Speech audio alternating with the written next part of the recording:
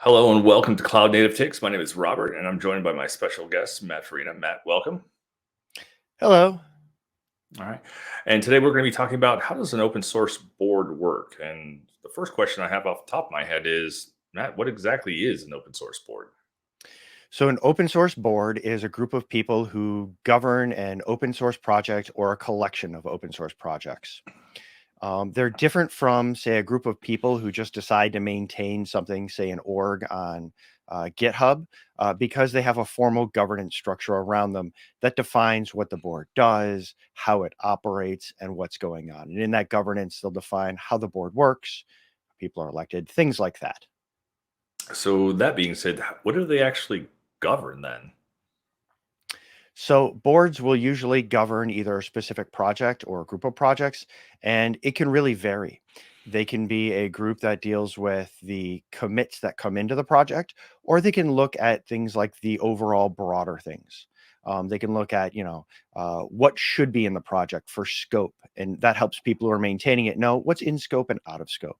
They can deal with things such as problems with the project. If there's money involved, they may be the people who are the keepers of the money and make money decisions. It really depends on what the board is scoped to do, but they kind Mhm. of often deal with those higher level things. And if you're a higher level board that oversees many of those things, you may oversee processes and procedures those different projects use.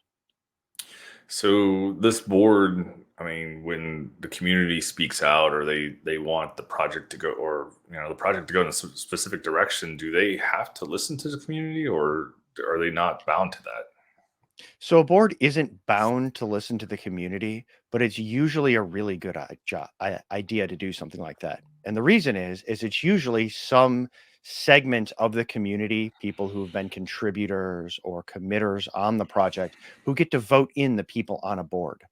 Boards don't just choose their own people. There's an election process involved in that. And quite often it's members in the community who elect. So if you don't listen to the community, they don't tend to want to elect you. And so you're really representatives of that community overseeing a project. Okay. So that being said, how does one actually become a board member then? So you just kind of sign up and say, I'm going to be it, or do they hold like an election?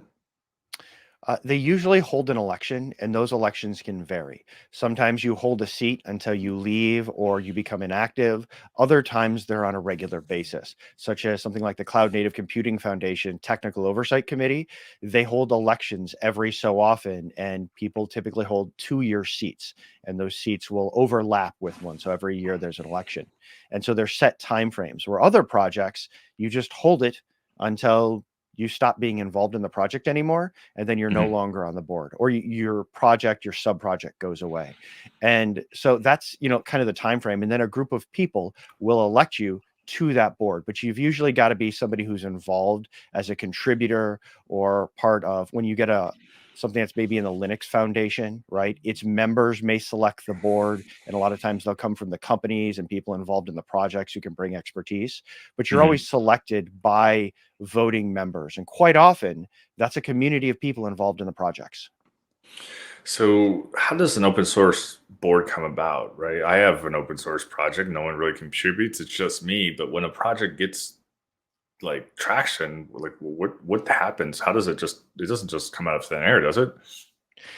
No, it's usually at a point when you've got a reason to have governance, right? Some have benevolent dictators for life who just kind of run a project and it's open source on GitHub, and that's great.